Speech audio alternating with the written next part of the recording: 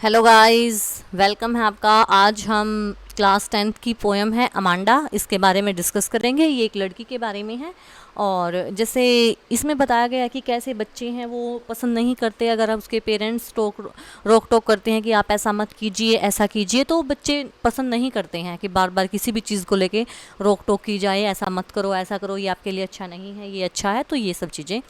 Every child feels that she and he is controlled and instructed not to do one thing or another. हर कोई बच्चा ये सोचता है कि उसको बिल्कुल कंट्रोल किया जाता है किसी भी काम को करने के लिए कि आप ये मत कीजिए, आप वो मत कीजिए। You too may feel that your freedom is curtailed। कभी कभी तो आप भी ऐसा महसूस करोगे कि आपकी जो स्वतंत्रता है उसको छीना जा रहा है। Write down some of the things you want to do but your parents elder do not allow you to. कई बार ऐसा होता है कि आपका कुछ मन करता है करने का, लेकिन आपके बड़े, आपके पेरेंट्स आपको अनुमति नहीं देते हैं वो करने की। To read the poem aloud form pairs. आप इस पोएम को थोड़ा तेज पढ़िए, इसके जोड़े बनाइए। Each reading alternate stanza you are in for a surprise. तो लेट स्टार्ट, पढ़ते हैं हम, सीधा पोएम पे ही आते हैं।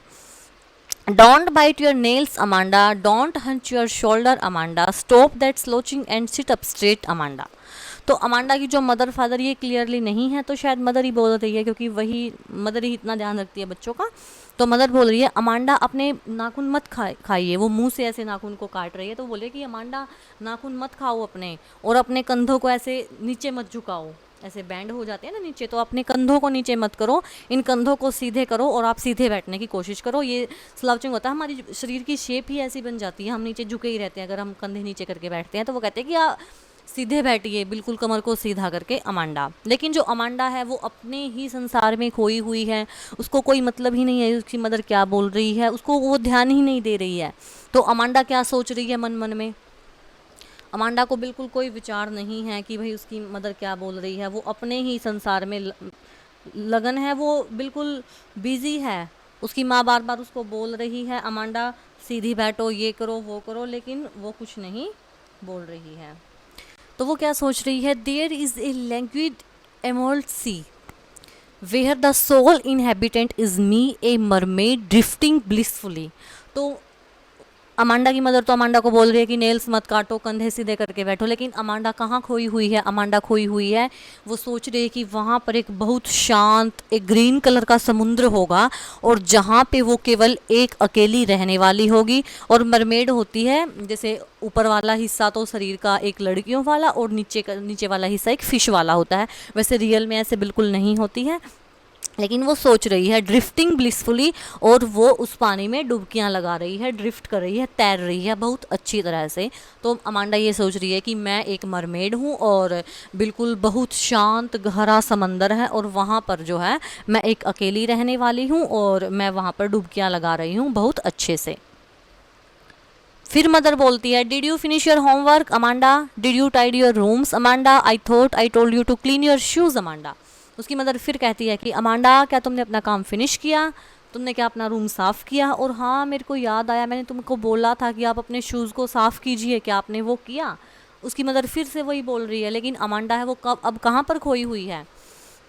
I am an orphan roaming the street. I pattern soft dust with my hushed bare feet. The silence is golden, the freedom is sweet. और वो सोच रही है कि क्या मम्मी बार बार रोक टोक करती रहती है हर बात पे, ये मत करो, ये मत करो, ये मत करो। इससे अच्छा तो मैं एक ऑर्फन होती, एक अनाथ होती जिसको रोकने टोकने के लिए कोई ना होता, और मैं ऐसे ही गलियों में आवारा घूम रही होती हूँ जिसके पैरों पर बहुत धूल जमी हुई है।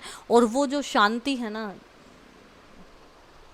वो शांति बिल्कुल गोल्डन है, और जो स्वतंत्रता है वो बहुत प्यारी है। वो कहता है कि वो बिल्कुल शांति है, कोई कुछ नहीं बोलता है, मैं चुपचाप गलियों में घूम रही हूँ, तो वो तो मोमेंट ही अलग है, और जो मेरी फ्रीडम है वो काफ़ी अच्छी है। तो अमांडा अपने मन में ये सोच रही है, उसको कोई ऐसे मतलब नहीं है कि उसकी मदर उसको क्या बोल रही है। फिर से मदर बोलती है, don't eat that chocolate Amanda, remember your acne Amanda, will you please look at me when I am speaking to you Amanda. फिर वो अमांडा से कहते कि तुम चॉकलेट मत खाओ, फिर तुम्हारे पिंपल निकल जाएंगे, और प्लीज़ मेरी तरफ देखो, जब मैं तुमसे बात कर रही हूँ तो कम से कम मेरी तरफ तो देखो। उसकी मदर ऐसे बोल रही है, तो अमांडा फिर भी कोई ध्यान नहीं करती है।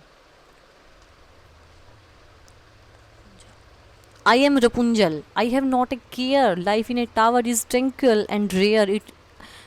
It will certainly never let down my bright hair. अब ये रपुंजल की एक स्टोरी है जिसमें एक चुड़ैल होती है, वो उसको ले जाके वहाँ पे एक टावर में ऊपर बंद कर देती है और उसके हेयर जो है वो काफ़ी लंबे लंबे होते हैं, और जब कभी भी उस चुड़ैल को ऊपर आना होता है तो वो उसके बालों को पकड़ के ऐसे ऊपर आ जाते। तो वो सोच रही है कि काश मैं भी जो है रूपांजल होती और मुझे किसी की कोई परवाह ना होती, और मैं अपना जीवन अकेले टावर में व्यतीत करती जहाँ पे कोई नहीं आता, वो उस टावर में जिसको चुड़ैल ने उस लड़की को छोड़ा ना। और अगर कभी भी जैसे चुड़ैल उसको बोलती थी ना कि रूपांजल मुझे अपने बाल दीजिए, मेरे को ऊपर आना है, तो वो बालों से चढ़ के आती थी।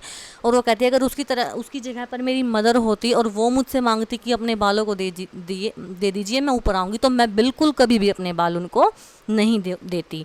तो ये सब अमांडा सोच रही है उस स्टोरी के बारे में जाके, रूपांजल की स्टोरी के बारे में, कि काश मैं होती रूपांजल की जगह, रपुंजल की जगह। Stop that sulking at once Amanda, you are always so moody Amanda, and even would think that I nagged at you Amanda. फिर अमांडा की मदर फिर से उसको बोल रही है, stop that sulking at once, आप अमांडा तुम ऐसे नाराज होना बंद करो। तुम हमेशा इतनी मूडी क्यों होती हो, कभी तुम खुश हो, कभी तुम नाराज़ हो, कभी क्या हो, तुम ऐसे क्यों करते हो, ऐसा करना बंद करो। तो वो अमांडा की मदर जो है अमांडा को बोल रही है कि तुम ऐसा क्यों करती हो, बार बार तुम मूडी हो जाती हो। Anyone would think that I nagged at you, तो कोई ऐसा सोचेगा कि मैंने तुमको डांटा है अमांडा। तो मदर फिर भी बार बार यही बोल रही है कि ऐसा कोई सोचेगा कि मैंने तुमको डांटा है, तुम ऐसे मूडी क्यों हो बार बार, अच्छे से रहा करो। तो ये पोएम थी अमांडा के बारे में। तो आई होप आपको वीडियो काफ़ी अच्छी लगी होगी, और thanks for watching this video. अगर वीडियो अच्छी लगी हो तो इसको लाइक करें, शेयर करें और सब्सक्राइबर करें। Thank you.